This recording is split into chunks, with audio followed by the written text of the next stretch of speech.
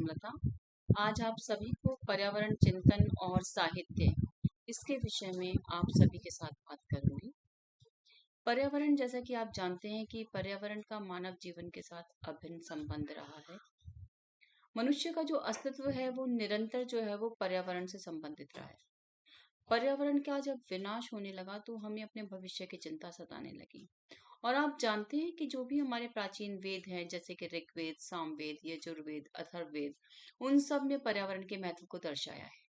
हिंदी साहित्य में आदिकाल से लेकर आधुनिक काल तक प्रकृति को हमेशा विशेष स्थान मिला है और पर्यावरण के प्रति सचेतन होना हमारी संवेदना को जताता है। कवि रूपेश कन्नौजिया की पंक्तियां हैं, प्रकृति तो हमेशा ही मेरी सुंदर माँ जैसी है, गुलाबी सुबह से माथा चूम कर हंसते हुए उठाती है, गर्म दोपहर में ऊर्जा भर के दिन खुशहाल बनाती है और रात की चादर में सितारे जड़कर मीठी नींद सुलाती है। प्रकृति तो हमेशा ही मेरी सुंदर माँ जैसी है। सही बात है। लेकिन आज मनुष्य ने अपने स्वार्थवश किस तरह से प्रकृति का दोहन किया है, ये भी हमसे छिपा नहीं है। इस तस्वीर के माध्यम से आप देख पाएंगे कि जल की हमारे यहाँ स्थिति कैसी थी। चाहे वो तालाब का जल है, चाहे वो नदी का जल है, चाहे वो समुद्र का जल है, चाहे वो झील का जल है। आप यहाँ पर सीधे हाथ की उल्टे हाथ की तरफ आप देख सकते हैं कि नदी का जो जल है, जो समुद्र का जल है, झील का जल है, तालाब का जल है, वो कितना स्वच्छ, निर्मल और पवित्र है। उसका रंग भी नीला है। लेकिन वहीं आप अगर देखें दाएं हाथ की तरफ तो आप देख पाएंगे कि किस तरह से उसी जल को हमने कितना अधिक प्रदूषित कर दिया है। हमने ना जाने उसमें प्लास्टिक, कितनी तरह के कचरे को, रासायनिक पदार्थों को, उन सब का अवशेष जो है उसमें डालकर उस जल को पूर्णतः दूषित कर दिया। और जो नदियां नदियां कहलाती थी, आज शायद वो नाला बनने के कगार पर खड़ी हो चुकी हैं। बल्कि मैं ये कहना चाहूंगी कि बहुत सी नदियां अब नाला भी बन गई हैं। यमुना रिवर इसका बहुत बड़ा उदाहरण हमारे सामने। क्योंकि दूषित जल है, इसलिए संकट में जीवन भी है। और ये हमारे ऊपर निर्भर करता है कि हम उसे किस तरह से संजो कर रख सकते हैं, कैसे अभी भी हम उस जल को सुरक्षित रख सकते हैं। उस जल को जो है निरंतर जो है जिस प्रकार से वो प्रदूषित हो रहा है, उसको बचाने की मुहिम में हम एक जिम्मेदार नागरिक होने के नाते अपनी भागीदारी सुनिश्चित कर सकते हैं। आप सभी जानते हैं कि झीलें, नहरें, नदियां, समुद्र, ये सब हमारे जीवन का अभिन्न अंग रहे हैं। जल ही जीवन है। लेकिन आज मनुष्य के व्यवहार ने जल को कई रूपों में हानि पहुंचाई है। बहुत से ऐसे कार्य हैं जो हम करते हैं जिससे जल दूषित होता है।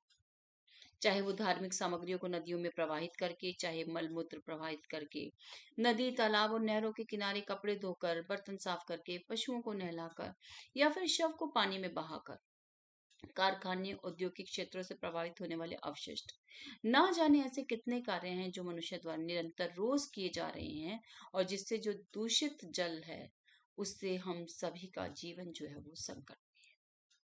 हमारे साहित्य में एक विधा है नाटक, और नाटकों में अनेक तरह से पर्यावरण चिंतन पर विचार किया गया है। जल, जंगल, जमीन की लड़ाई को इन नाटकों में बहुत ही खूबी के साथ लिया गया है। राजेश जैन ने सपना मेरा यही सखी नाटक में सिमटते प्राकृतिक जल स्रोतों से उपजे जल संकट, डॉक्टर अज्ञात ने 21वीं सदी में कारखानों द्वारा नदियों, नहरों में बहाए जाने वाले अपशिष्ट से उत्पन्न खतरों को उठाया। भारत को नदियों का देश कहा जाता है। यहाँ के सामाजिक और धार्मिक जीवन में नदियों को माता की संज्ञा दी जाती है। किंतु उन्हीं मातृतुल्य नदियों में कितना अवशिष्ट पदार्थ छोड़कर नदियों में रहने वाले जल जीवों का अस्तित्व हम खतरे में डाल रहे हैं। ऐसा ही एक नाटक श्री भगवान सिंह का है, जल बिन सब सून।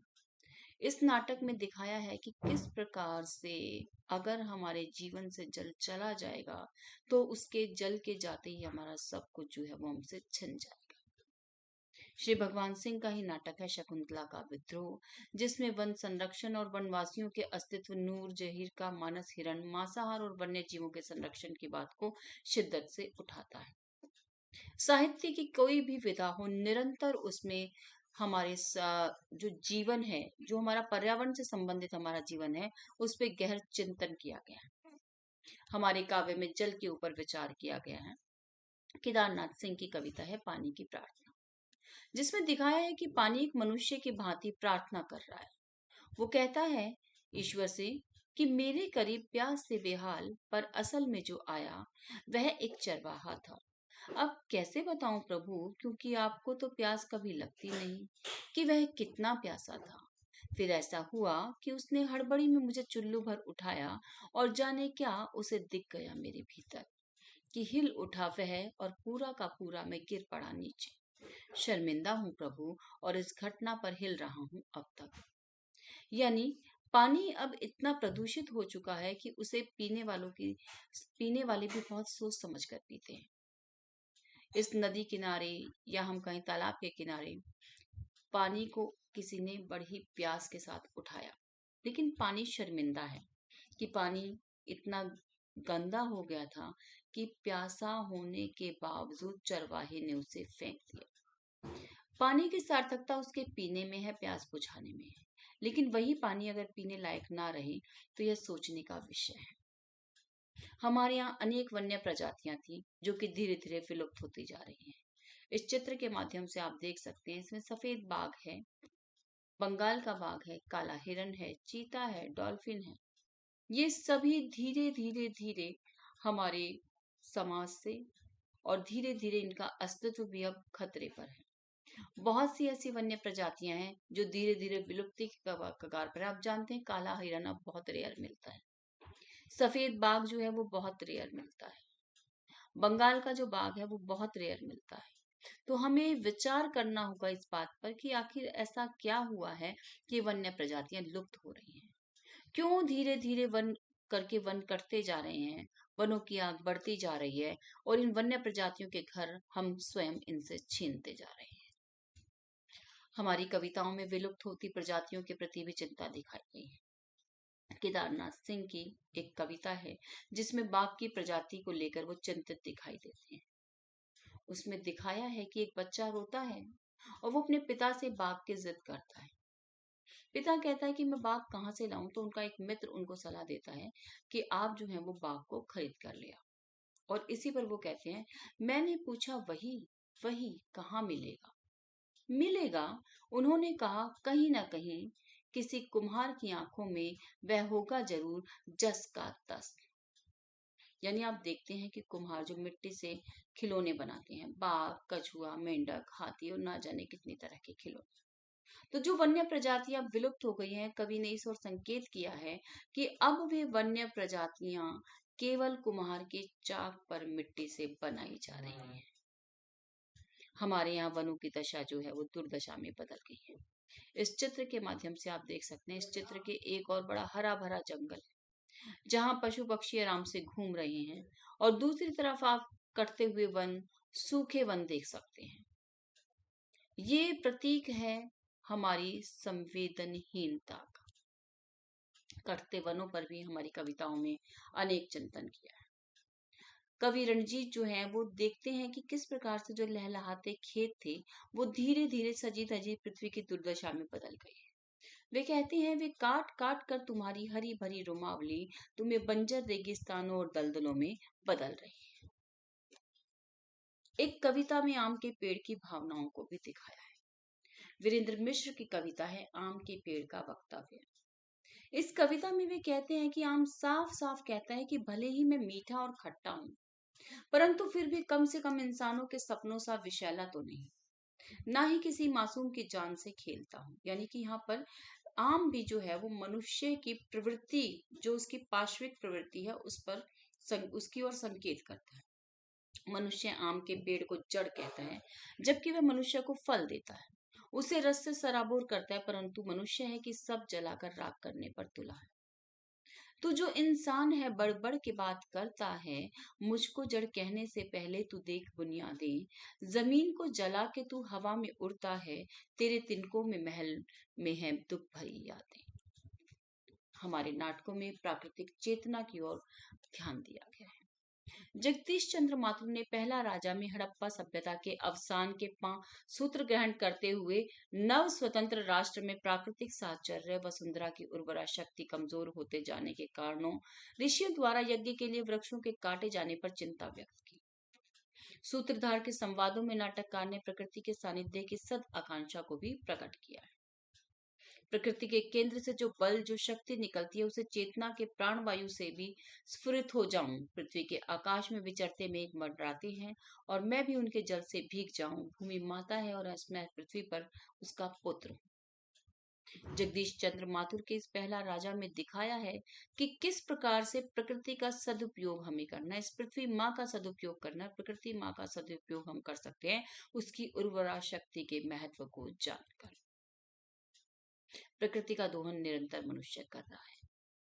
मनुष्य और पशु में एक अंतर है, वह यह है कि मनुष्य सोच समझकर जो है वो निर्णय लेने की क्षमता रखता है, जो पशु में नहीं। लेकिन आप इस चित्र में देख पाएंगे कि मनुष्य के चेहरे पर पशु का मुखौटा है, यानी कि मनुष्य के भीतर पाशविक प्रवृत्तियां जन्म ले रही हैं। मनुष्य के पर्यावरण के प्रति स्वार्थी रवैये को देखते हुए कवि लिखते हैं, धरती पर थे जंगल, जंगली जानवर, परिंदे, इन्हीं सब के बीच उतरा इंसान और घट गए जंगल, जंगली जानवर, परिंदे, इंसान बढ़ने लगा बेतहाशा। अब कहाँ जाते जंगल, जंगली जानवर, परिंदे। प्रकृति किसी के साथ नहीं करती नाइंसाफी, सभी के लिए बनाती है जगह। सो अब इंसानों के भीतर उतरने लगे हैं जंगल, जंगली जानवर और परिंदे। इन कविताओं में प्रकृति के दोहन के विरुद्ध स्वर दिखाई देते हैं। किस तरह से हमारी जो रासायनिक पदार्थ हैं वो पर्यावरण को प्रदूषित कर रहे हैं। पहाड़ निरंतर गिरते जा रहे हैं। प्लास्टिक के इस्तेमाल से प्रकृति को जो है वो हानि पहुंच रही है। पशु पक्षी निरंतर जो है वो उनका शिकार किया जा रहा है। ग्रेस कुजूर लिखते हैं, न छेड़ो प्रकृति को, अन्यथा एक दिन मांगेगी हमसे, तुमसे अपनी तरुणाई का एक एक क्षण और करेगी भयंकर बगावत। पुष्प की अभिलाषा कविता के माध्यम से माखनलाल चतुर्वेदी लिखते हैं कि पुष्प की अभिलाषा ये नहीं है कि बार बार उसे गूंथ कर उसका हार बनाया जाए। वो कहते हैं, चाह नहीं मैं सुरबाला के गहनों में गूंथा जाऊं, चाह नहीं प्रेमी माला में बिंद प्यारी को ललचाऊं, चाह नहीं सम्राटों के शव पर डाला जाऊं, मुझे तोड़ लेना वनमाली उस पद पर देना तुम फेंक, मातृभूमि पर शीश चढ़ाने जिस पद जाए वीर आने। पर्यावरण और प्रकृति का अभिन्न संबंध है। प्रकृति माँ है, माँ देना जानती है, इसलिए इसीलिए कहा जाता है, माँ तुम निर्मिती हो, सौंदर्य भी तुम्ही हो, और मेरे भाव मन और बोली को मांझने वाली भी तुम्ही हो। तुम्ही ने दिए मुझे सब अपने संस्कार, और गुण है जो भी मुझ में वो तेरी ही देन है। इस तरह से इसके माध्यम से आज हमने सीखा कि किस तरह से हम अपने पर्यावरण को संरक्षित रख सकते हैं, सुरक्षित रख सकते हैं, और एक जिम्मेदार नागरिक होने के नाते यह हमारा दायित्व है, यह हमारा कर्तव्य है कि हम हर रूप में अपने पर्यावरण की सुरक्षा करने का जिम्मा उठाएं। इस विषय से संबंधित कार्य परियोजना यानी कि असाइनमेंट आप कर सकते हैं, क्योंकि आप एक जिम्मेदार नागरिक हैं, युवा हैं, और युवा होने के नाते आप हमारे देश का भविष्य हैं। तो पर्यावरण संरक्षण से संबंधित आप नारे लिख सकते हैं, जैसे कि कुछ नारे मैंने यहाँ पे उदाहरण के रूप में दिखाए हैं कि पेड़ों से आती है हरियाली जो लाती है जीवन में खुशहाली, ये पर्यावरण संरक्षण के लिए है। दूसरा है, वन्य जीवों को बचाना है, यही हमने अब ठाना है। तीसरा है, हमारी धरती माँ करे पुकार, रोके प्रदूषण करे इसका उपचार, या बिजली को जब बचाओगे तभी घर को जगमगाओगे। और मैं उम्मीद करती हूँ कि आप सभी पर्यावरण संरक्षण के विषय में जान पाए कि किस तरह से साहित्य निरंतर पर्यावरण संरक्षण से संबंधित विभिन्न मुद्दों पर विभिन्न विधाओं में निरंतर जो है वो साहित्यकार कार्य करते रहे। आप सभी का आभार, धन्यवाद।